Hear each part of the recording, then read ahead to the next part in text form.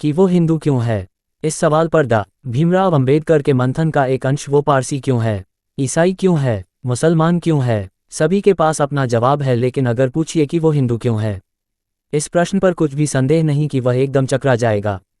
उसकी समझ में ना आएगा कि वह क्या उत्तर दे। क्रांतिकारियों की कलम, धर्म पर मंथन करे समाज।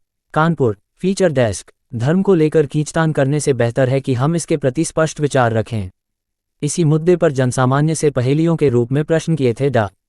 भीमराव अंबेडकर ने। बाबा साहेब की जन्मजयंती 14 अप्रैल पर पढ़िए उनके मंथन का एक अंश। भारत जमातों का देश है। यहाँ पारसी, ईसाई, मुसलमान और हिंदू रहते हैं। इन जमातों का आधार भिन्न भिन्न नस्लें नहीं हैं। ये स्पष्ट है कि ये धार्मिक विभाजन है, किंतु ऐसा मान बैठना भी किसी बात की गहराई में जाना नहीं है। जो बात महत्व की है वह यह है कि जो पारसी है वो पारसी क्यों है, जो ईसाई है वह ईसाई क्यों है, जो मुसलमान है वह मुसलमान क्यों है, जो हिंदू है वो हिंदू क्यों है। जहाँ तक पारसी, ईसाई, मुसलमान का सवाल है, उनके लिए प्रश्न का उत्तर देना कठिन नहीं। किसी पारसी से पूछिए कि वह पारसी क्यों है, उसे इस प्रश्न का उत्तर देने में कुछ कठिनाई न होगी। वह कहेगा कि वह इसलिए पारसी है क्योंकि वह जो राष्ट्र का अनुयायी है। यही प्रश्न किसी ईसाई से भी पूछिए, उसे भी प्रश्न का उत्तर देने में कुछ कठिनाई न होगी। वह ईसाई है क्योंकि वह हजरत ईसा में विश्वास करता है। एक मुसलमान से भी यही प्रश्न पूछिए, उसको भी इस प्रश्न का उत्तर देने में तनिक हिचकिचाहट न होगी। वह कहेगा कि वह इस्लाम में विश्वास करता है, इसीलिए वह मुस्लिम है। अब यही प्रश्न एक हिंदू से पूछकर देखिए, इसमें कुछ भी संदेह नहीं कि वह एकदम चकरा जाएगा। उसकी समझ में ना आएगा कि वह क्या उत्तर दे। यदि वह कहता है कि वह हिंदू इसलिए है कि वह उसी देवता की पूजा करता है जिसकी बाकी सारे हिंदू करते हैं, तो उसका उत्तर सच्चा और सही नहीं हो सकता। सभी हिंदू किसी भी एक देवता को नहीं मानते हैं और किसी भी एक देवता की पूजा नहीं करते। कुछ हिंदू एक देववादी हैं, कुछ अनेक देवताओं को नहीं मानते। कुछ विष्णु की पूजा करते हैं, कुछ भगवान शिव की, कुछ श्री कृष्ण की पूजा करते हैं। कुछ किसी भी पुरुष देवता को नहीं मानते, वे किसी स्त्री देवी की पूजा करते हैं। देवियों को मानने वाले भी किसी एक ही देवी की पूजा नहीं करते, वे भिन्न भिन्न देवियों को पूजते हैं। कुछ माँ काली की पूजा करते हैं, कुछ पार्वती माता की पूजा करते हैं, कुछ लक्ष्मी जी की पूजा करते हैं। अनेक देववादियों को लें, वे सभी देवताओं को मानते पूजते हैं। वे विष्णु को भी पूजेंगे, भगवान शिव को भी पूजेंगे, श्री राम और श्री कृष्ण को भी पूजेंगे। वे माँ काली, पार्वती माता और लक्ष्मी माता को एक साथ पूजेंगे। एक हिंदू शिवरात्रि का व्रत रखेगा क्योंकि वह भगवान शिव का पवित्र दिन है। वह एकादशी व्रत रखेगा क्योंकि वह विष्णु का पवित्र दिन है। वह बेल का गाछ लगाएगा क्योंकि वह भगवान शिव का पवित्र पेड़ है। वह तुलसी का पौधा लगाएगा क्योंकि वह विष्णु का प्रिय पौधा है।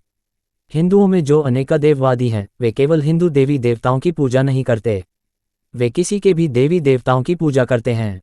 हजारों हिंदू अनेक मुस्लिम पीरों के परंपरागत पूजक ब्राह्मण हैं और मुस्लिम पीरों का वेश पहनते हैं। बम्बई के पास ही मंतमौली नाम की ईसाई देवी पर हजारों हिंदू चढ़ावा चढ़ाने जाते हैं। ईसाई या मुस्लिम देवी देवताओं की पूजा समय विशेष पर होती है। कुछ हिंदू लोग दूसरे धर्मों के साथ इसकी भी अपेक्षा निकट वफादारी का संबंध निभाते हैं। मलकान मुसलमानों की चर्चा करते हुए श्री ब्लंट ने लिखा है कि वे सभी पहले के हिंदू हैं और आगरा जिले के तथा आसपास के मथुरा, एटा, मैनपुरी सदृश जिलों के रहने वाले हैं। वे पहले के राजपूत, जाट और बनिया हैं। वे अपना परिचय अपने आप को मुसलमान कहकर नहीं देते। वे बहुधा अपनी पुरानी जाति का नामोल्लेख करते हैं और मुश्किल से मलकाना शब्द तक को जानते हैं। उनके नाम हिंदुओं के से नाम से हैं। वे अक्सर हिंदू मंदिरों में आते जाते हैं। आपस में भेंट मुलाकात होने पर वे राम राम कहते हैं। शादी विवाह वे केवल आपस में करते हैं। यूं वे कभी कभी किसी मस्जिद में भी चले जाते हैं। वे सुन्नत करवाते हैं और अपने मुर्दों को दफन करते हैं। यदि कोई कहता है कि मैं इसलिए हिंदू हूं क्योंकि मैं हिंदू सिद्धांतों को मानता हूं, तो उसका जवाब भी सही नहीं। यहाँ परिस्थिति इतनी विकट है कि हिंदू धर्म के अपने कोई स्थिर सिद्धांत हैं ही नहीं। जो लोग अपने आप